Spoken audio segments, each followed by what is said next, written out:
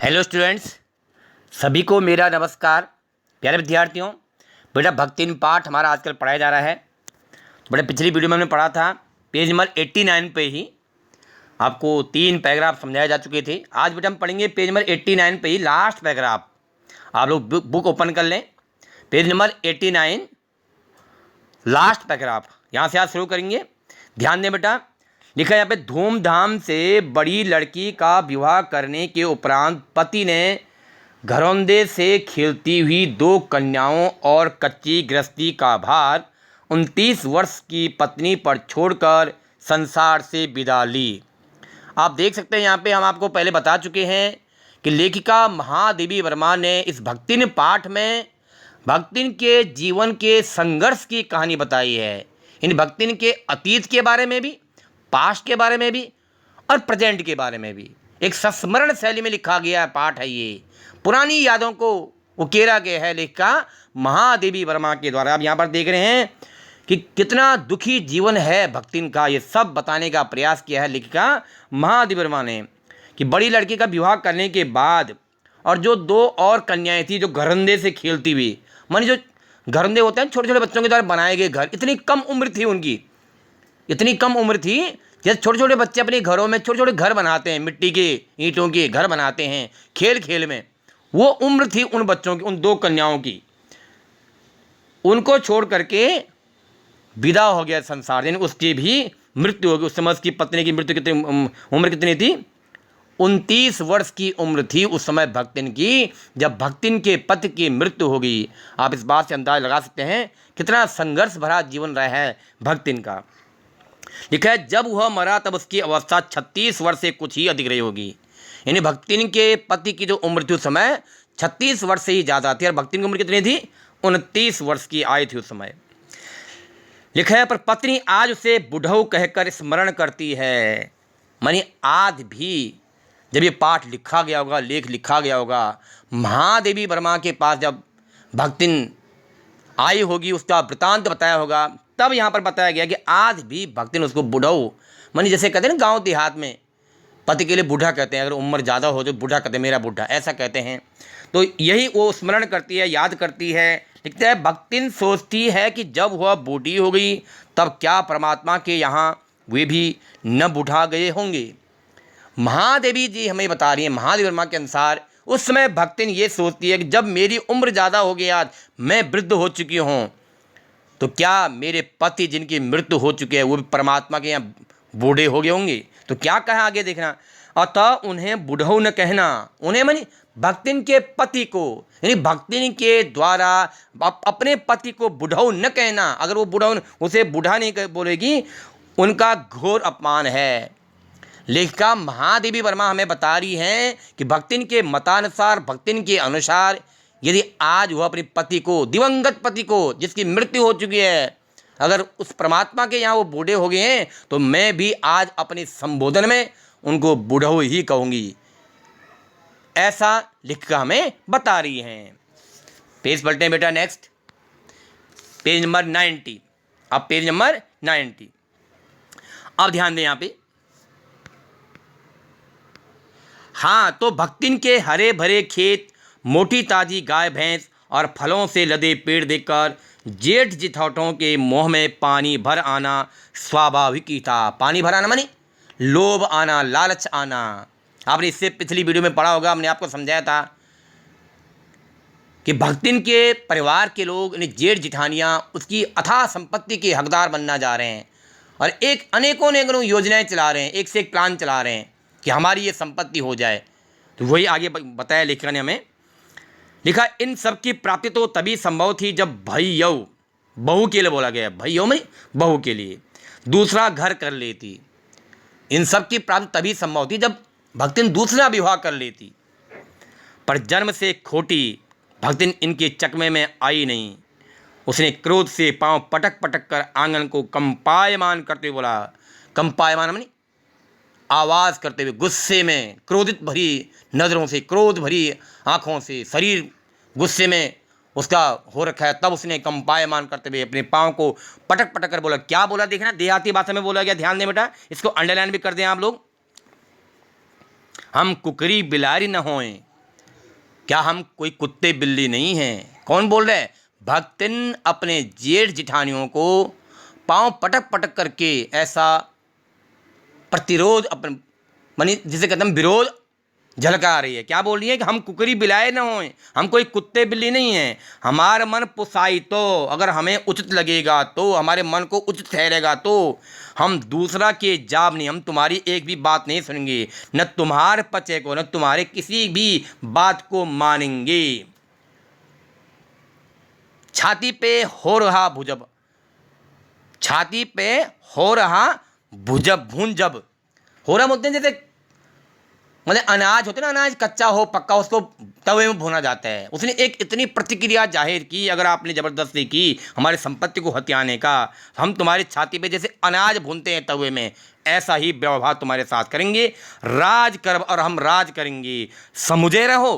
क्या तुम मेरी बात समझ रहे हो? ऐसी फटकार वाली ध्वनि, ऐसी फटकार वाली आवाज़, ऐसी चेतावनी भरी आवाज़ भक्तिन ने अपने जेठ और जेठानियों को बता दिया। आगे बढ़ें बेटा, ध्यान दें।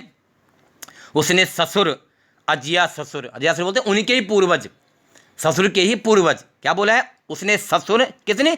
भक्तिन ने। अजिया ससुर और जाने के पीढ़ियों के ससुर गणों की उपार्जित वर्ध में प्राप्त की हुई, इकट्ठी की हुई, मतलब एकत्र की हुई जगह जमीन में से सुई की नोक बराबर भी देने की उदारता नहीं दिखाई। ये उसने मन में कसम खा ली कि मैं आपको सुई की नोक के बराबर भी धन दौलत नहीं दूंगी, जो मेरे पति ने हमारे लिए एकत्र की हुई है उसमें आपको सुई की नोक के बराबर भी नहीं दूंगी। ऐसा हमें लेखिका महादेवी वर्मा बता रही हैं। इसके अतिरिक्त गुरु से कान फुकवा, अब उसने क्या किया? अपने कानों में छेद करवा लिए, कंठी बांध, गले में कंठी माला बांध दी, और पति के नाम पर घी से चिकने केसों, केसों के लिए बोलते, बालों के लिए बोलते हैं, समर्पित कर अपनी कभी न टलने की घोषणा कर दी। अटल घोषणा कर दी उसने, उद्घोषणा कर दी उसने।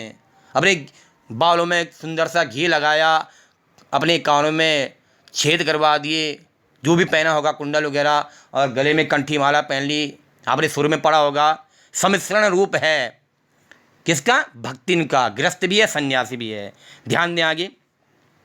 भविष्य में भी संपत्ति सुरक्षित रखने के लिए उसने छोटी लड़कियों के हाथ पीले कर उन्हें ससुराल पहुंचाया। अब इतना समय व्यतीत हो गया कि जो छोटी लड़कियां थी उनकी भी उसने शादी करवा ली। पीले हाथ करना मानी विवाह कर लेना, उन्हें भी ससुराल पहुंचा दिया, और पति के चुने हुए बड़े दामाद को घर जमाई बनाकर रखा। और जो पति ने सबसे बड़ी लड़की का विवाह कर लिया था, उस दामाद को घर जमाई मानी अपने यहाँ ही बुला, अपने घर में उसको बुला लिया।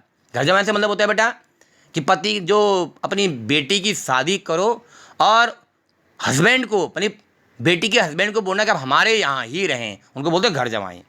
इस प्रकार उसके जीवन का तीसरा परिच्छेद आरंभ हुआ। फिर अंडरलाइन करते हैं बेटा, यानी यहाँ पर लेखा बता रही है कि भक्तिन के जीवन का तीसरा अध्याय, तीसरा पार्ट शुरू होता है। क्या है उसमें देखना? भक्तिन का दुर्भाग्य, दुर प्लस भाग्य बना हुआ है, माने दुर उपसर्ग है, भाग्य मूल शब्द है। मैं आपको कई बार क्लासेज में भी समझा चुका हूँ, आपको ध्यान होगा, मैंने ऑफलाइन में जब लेसन पढ़ा है, जिस सेक्शन में पढ़ा होगा वहाँ पर समझाया होगा। दुर प्लस भाग्य, दुर उपसर्ग हो जाएगा, भाग्य मूल शब्द हो जाएगा, अर्थात बुरा भाग्य। मीनिंग क्या हो जाएगा? बुरा भाग्य। ध्यान दें बच्चों, भक्तिन का दुर्भाग्य भी उससे कम हटी नहीं था। महादेवी वर्मा के अनुसार भक्तिन का जो भाग्य है वो भी बहुत रूठा हुआ है उससे। क्यों, कैसे बोला देखना, ध्यान देना आगे।